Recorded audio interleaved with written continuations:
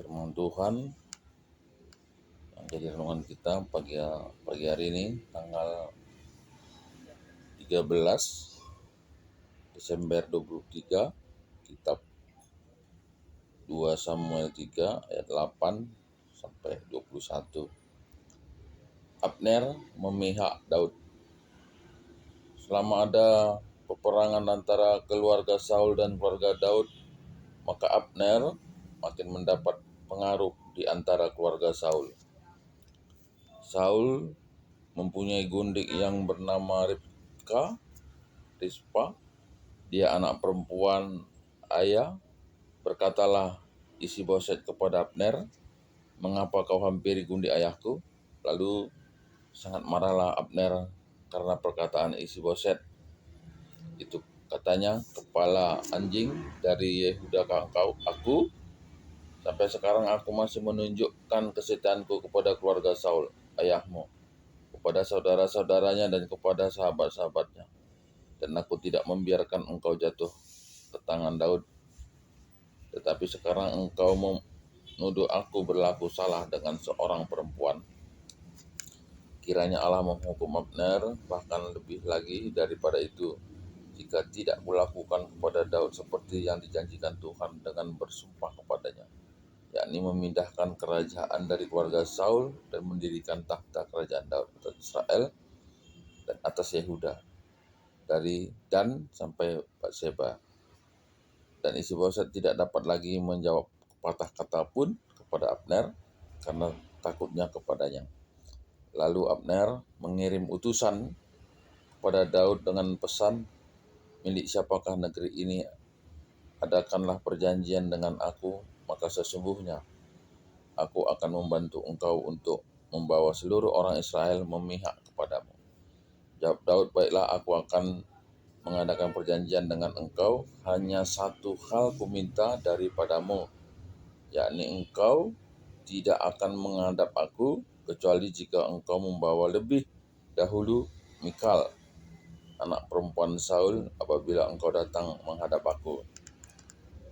Daud mengirim utusan juga kepada Isi-Boset, anak Saul, dengan pesan, "Berikanlah istriku Mikal yang telah kuperoleh dengan 100 kulit katan orang Filistin."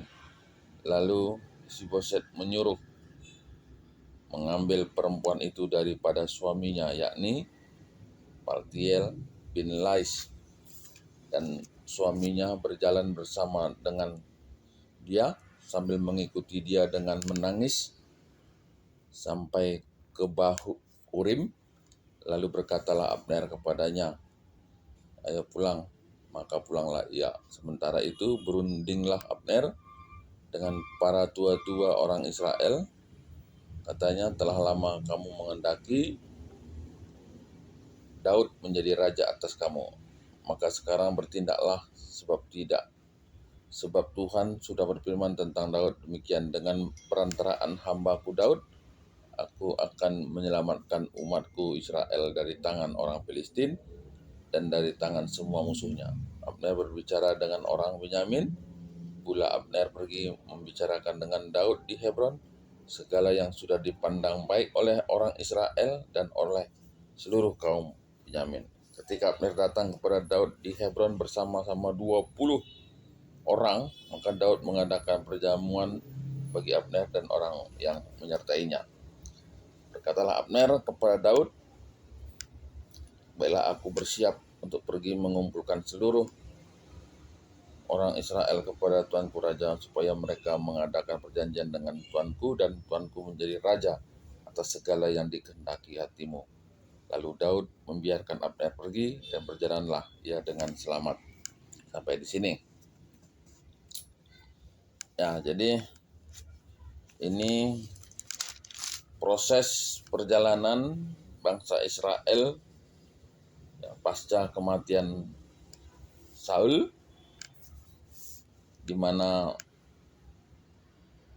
Yehuda dipimpin oleh Daud, ya, Daud sebagai raja, sementara bagian yang lain, sebagian besar Israel dipimpin oleh Abner. Abner ini adalah panglima tentara ketika Saul menjadi raja. Ya, ketika Saul menjadi raja itu diambil alih oleh panglimanya, itulah Abner. Nah, satu sisi dalam perikop ini ada Isi-Boset, itu anaknya si Saul. Dalam perikop ini ada diawali dengan percakapan bagaimana si Abner ini dikatakan mau mengambil gitu, mengambil gundiknya si Saul gitu ya. Sehingga ini jadi topik pembicaraan antara si Abner dengan si Isi-Boset. Nah, kemudian terjadilah perundingan gitu ya. Perundingan antara Abner dengan si Daud. Nah, dalam perikop ini syarat perundingan supaya si Abner ini bisa membawa istrinya dulu gitu ya, istri dari anaknya si Saul itu Mikal. Ya, Mikal. Nah, seperti itu. Ini perikop ini seperti itu. Nah, apa yang menjadi renungan kita? Nah, ini bahwa kerajaan Israel dipimpin oleh Abner yang adalah panglima Saul ini jarang juga dikorbankan. Dan mungkin banyak juga orang kurang memperhatikan, ya, kurang melihat.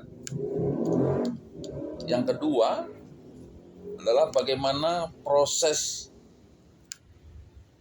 pengalihan gitu ya. Daud yang sudah diurapi itu untuk menjadi raja kok durasinya begitu panjang gitu ya. Begitu panjang sekali. Udah pun Saul mati masih belum juga. Nah, inilah yang seringkali terjadi dalam kehidupan jemaat Tuhan ya. Orang umumnya lah sekarang ini, bahwa seringkali kita tidak sabar gitu ya menunggu waktu Tuhan. Seringkali kita kurang sabar, kurang taat terhadap waktu Tuhan. Sehingga banyak kali orang mengambil alternatif yang lain supaya cepat gitu ya. Supaya cepat oleh karena kurang sabar tadi. Nah, ini juga salah satu bagian dari buah-buah roh ya, tidak sabar. Orang yang dipenuhi dengan Roh Kudus itu panjang sabar. Nah, orang seringkali tidak sabar sehingga mengambil satu sikap yang mungkin ya tidak sesuai dengan firman Tuhan. Nah, dalam perikop ini kita melihat bagaimana cara Tuhan itu yang ya menurut kacamata kita terlalu panjang gitu. Tapi begitulah cara Tuhan. Bagaimana kita itu begitu sabar, taat, dan ya bahasa karonya menggenggam menunggu waktu Tuhan bekerja. Ya, saya kira itu juga menjadi langkah juga sekarang.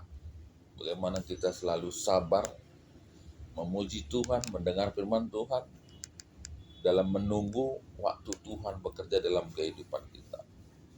Dan dalam perikop ini, Daud sebagai tokoh dalam perikop ini tetap menunggu, ya, tetap menunggu bagaimana yang sudah dinubuatkan Tuhan sebagai raja.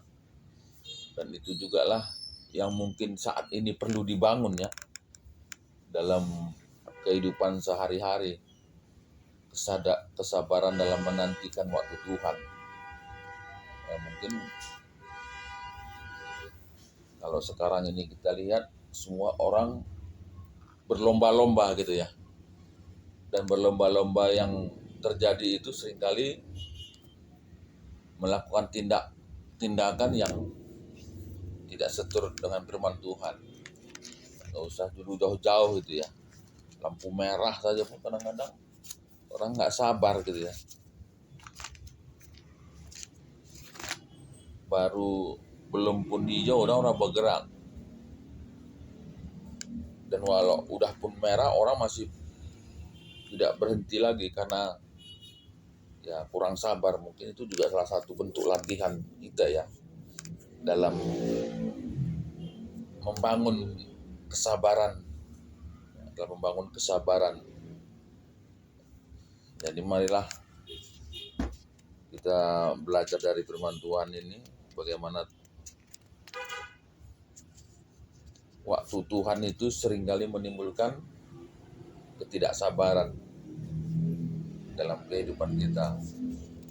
Untuk itu, ya marilah kita selalu menyerahkan segala sesuatu itu kepada Tuhan dengan penuh kesabaran. Ketuhan kalau mungkin kata dibata dengan semakin sa. Haleluya. Amin.